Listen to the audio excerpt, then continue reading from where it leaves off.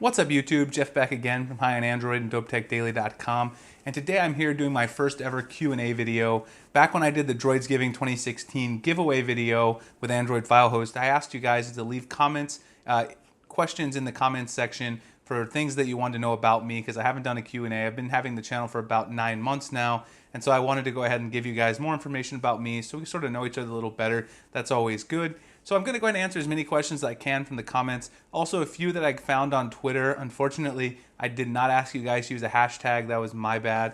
I definitely should have done that. But let's go ahead and get right into the questions. Now, a few of these are repeats, so I'm just going to answer them once. But let's go right into it. I got my BlackBerry Priv here. Let's take a look. So the first question comes from Ivana18. She says, "Hi Jeff, my question for you would be, when did you first start to have an interest in technology and why?"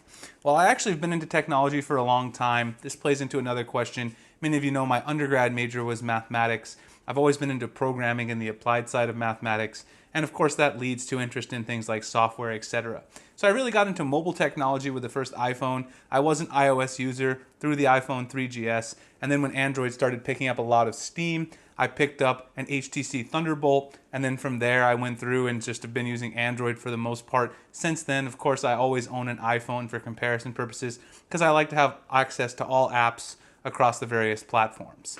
So overall, I really love technology because, again, I am so into math and programming. I love how things work, and also I love to write software myself. I do a lot of coding for my own job, so of course I take an interest in the apps that developers write, using those apps, testing those apps. I love participating in beta testing for software, especially mobile apps and things like that. So let's take a look at the next question here that we have. The next question from YouTube comes from Ritish Verma. So if I mess up your name, I'm sorry. It says, "Are you doing YouTube full-time now or want to make it your full-time job in the near future? If not, how do I manage YouTube work with other things?" And maybe give some tips for him. Well, I'll answer this question along with another question I got, which is one that came up a lot, which is, what's my full-time job? So I've said this multiple times on the channel, but for any of those of you that are new, my full-time job is as a professor and researcher of mathematics. So my master's degree and my PhD are in mathematics, pure mathematics, and applied mathematics respectively. My actual research is on numerical methods for solving partial differential equations on surfaces, which essentially means in layman's terms that I have numerical schemes that I do programming for those schemes and set them up to be implemented efficiently on large-scale parallel processing for large-scale computers. And those things can be used for applications like climate modeling on the surface of the Earth. The surface of the Earth is a spherical surface. You can model climate change using a weather prediction model. It's nothing but a nice PDE that needs a really, really efficient numerical scheme so that it can be solved quickly and efficiently on large computers. That's what I do for my day-to-day job. I also teach here at Arizona State University, as well as I work as an adjunct for a couple other universities and community colleges in the Phoenix Valley. And so YouTube is not my full-time job, obviously. I've been doing it sort of for fun. I got into YouTube originally last year when I started writing for Max Lee, Zito Max over at High on Android. He gave me a staff writing job for the news site over there, along with Shane Starnes, Droid Modder X. And then I saw what those guys were doing. It looked like a lot of fun. I've always had multiple phones for like the last 5 or 6 years. I was like, I buy a lot of consumer tech products. Why not try to, review some stuff, maybe get some cool stuff to review from companies for review units, check out for free, give people my honest opinion, and just do what I do on a daily basis, which is use tech and sort of, form my opinions about it and test out various products and compare and contrast them. Just do it in video form. So that is basically where I am in terms of YouTube, full-time, part-time. It's sort of a part-time job for me that I take seriously and I really enjoy doing because I like passing on information to you guys. But I do have a full-time career doing research consulting as well as my teaching as a professor at these various colleges and universities around the Phoenix Valley. That being said, getting back to the original question about how I manage my time, well, I have a very set schedule, as you might imagine.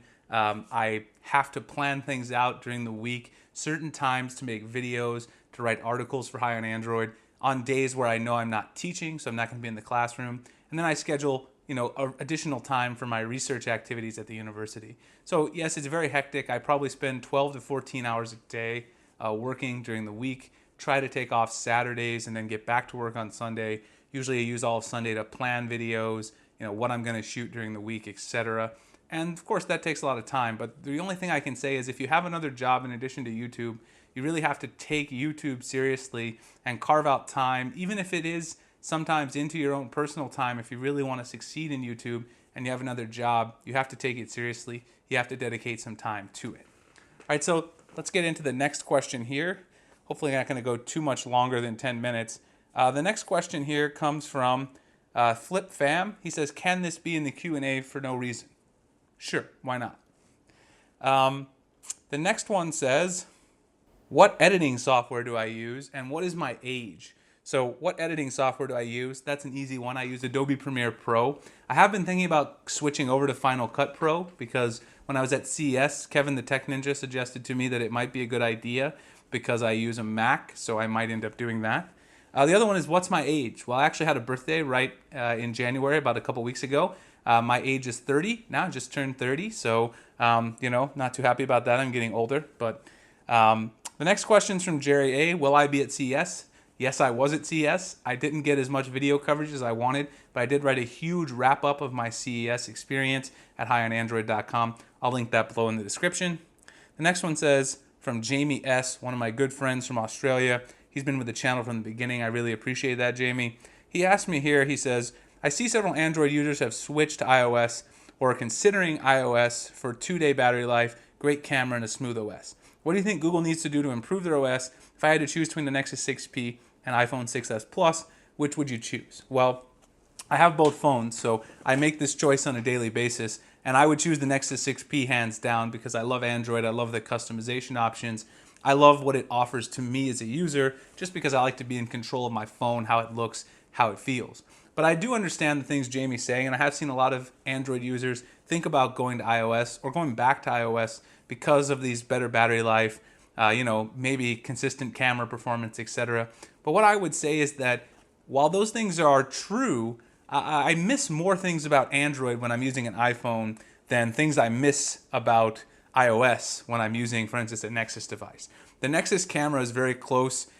I would say it's even better in a lot of situations than the iPhone 6s Plus. The one thing I would say that Google and the Android OEMs really need to do is they need to focus in on going through and making better battery life, better experience overall in terms of battery, because that's a huge problem with Android, that really the iPhone 6s Plus does get much better battery life, and that really is the reason that I could see someone switching. So overall for me, I'll take the Nexus 6P every time. I think the one thing that Google and the OEM should focus on definitely has to be battery life if they want to come up and really swoop in and get those people to stop thinking about going to iOS. So I appreciate that question, Jamie. That's a well thought out question. I really enjoyed it. The next one says, which camera do I use? That's a good question. I use two cameras. I originally started out using the T3i, the Canon T3i, which is a great starter DSLR, but I'm not the greatest at shooting manual mode. I really am not an artist. I'll talk more about that in a second. I'm more of a, sit down and do the video, and, that's the style of a lot of the guys that I started watching when I started watching tech YouTube, Floss, Zito Max. That's the style I enjoy. I'm definitely not saying anything bad about the people who shoot cinematography, all that great stuff and really shoot cinematic videos. That's fantastic. But it's not really my style, so I went out and bought a Sony RX100 Mark IV. It's got nice autofocus. I can sit down and shoot a video, and I've been using that for most things, and that's what I am shooting this Q&A on. So I do want to learn more about cinematography and get back to learning more about the camera side. But as I mentioned earlier with my busy schedule, right now I just haven't had time. So I have the Canon T3i, and I bought the Sigma lens for that, which is a really nice investment, and I really want to get back to learning to use it. But then I also invested money in the RX100 Mark IV, and that's the camera I've been using most lately. All right, let's see here. The next question that I have here, what's my actual job? I think I commented on that one. So the last question I wanted to address is a question from Twitter. There are two questions for Twitter that I noted before I started shooting the video. One of them was, what is my other hobby or hobbies besides tech? And that's a great question, but I think you guys already know the answer, as you can see here. I love sneakers. I've mentioned this many times on the channel. For those of you that are new, I have a huge sneaker collection. By the way, Kicks on Fire is a great site. My friend Rack TV Shift over on Twitter. He runs Kicks on Fire. He's the director of operations. Definitely check them out if you're into sneakers. I read their blog all the time. He also has an awesome YouTube channel. I'll link it below in the description. He's an amazing artist, amazing cinematography, way better quality than my videos. So if you're into kicks or just sort of lifestyle stuff, definitely check him out. That's my other hobby, my passion, sort of clothes, sneakers. I got about a 65 pair collection, trying to pare it down a little bit. It's a problem because I'm always buying new shoes. I definitely am going to do another video sometime this month on my favorite sneaker pickups of 2015. I just got a little behind and didn't get to do it. I originally shot some footage but never got back to it.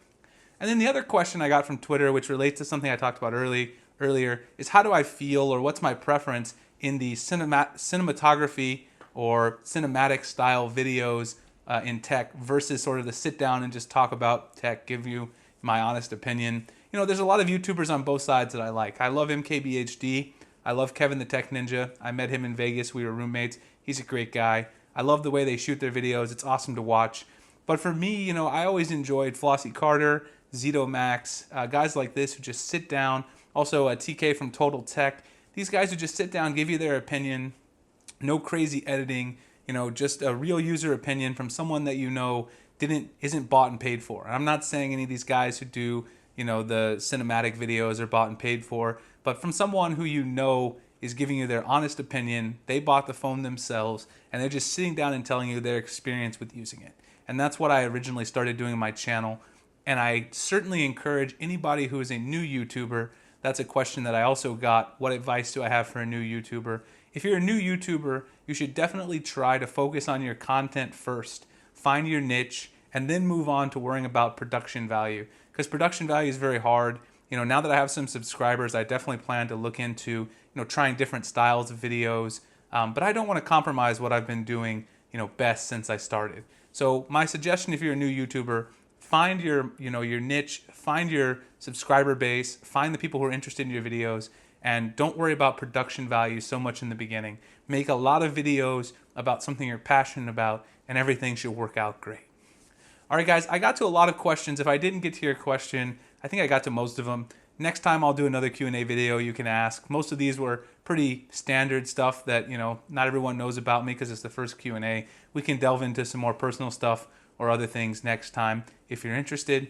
I appreciate you guys checking out the video. If you would like and subscribe if you haven't already, I really appreciate it. Find me writing at news.highonandroid.com, dopetechdaily.com at the links in the description. You can also follow me on Google Plus and Twitter if you're interested, and I'll see you guys in the next video. Thanks a lot for watching. I appreciate it.